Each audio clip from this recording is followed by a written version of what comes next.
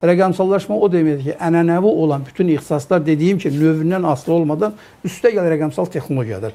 Bu bir istiqamətdir. Bir də rəqəmsal texnologiyanın özü sürətlə inkişaf eləyir. Onun özünün də, deyək ki, yaxşı, onun belə deyək ki, mühəndisləri olmalıdır, alimləri olmalıdır, tədqiqatçısı olmalıdır. Yəni, kiber təhlükəsizliyi üzrə, data analitika üzrə, süni intellekt üzrə, proqram mühəndisliyi üzrə və s. Bunların sayı çox. Yəni, biri özü inkişaf eləyir. Bu inkişaf eləyən həm də inkişaf olunur başqa ixtisaslara.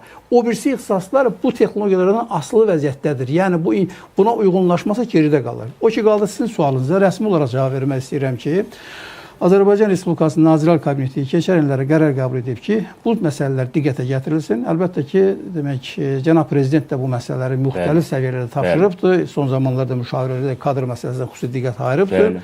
Bunun özünün müxtəlif yolları vardır. Tək belə deyək ki, ali təhsil sistemində bunları yetişdirmək onların gücü çatmaz. Yəni, bunu açıq etiraf edir. Çünki əmək bazarında o qədər tələbat yaranır ki, həm də ki, o tələbatın özü o qədər dinamik dəyişir ki, 4 il, 5 il, 6 il oxumaq əmək bazarındakı tələbatdan yeri qalır. Bax, orada bir fərq var. Orada bir fərq var. Yəni, texnologiyanın inkişaf sürəti ilə onlara verilən biliyin keyfiyyəti, biliyin o mahiyyətində fərq var. Ona görə ali təhsil müəssisələrinin özləri də o prosesə transformasiya olunmalıdır.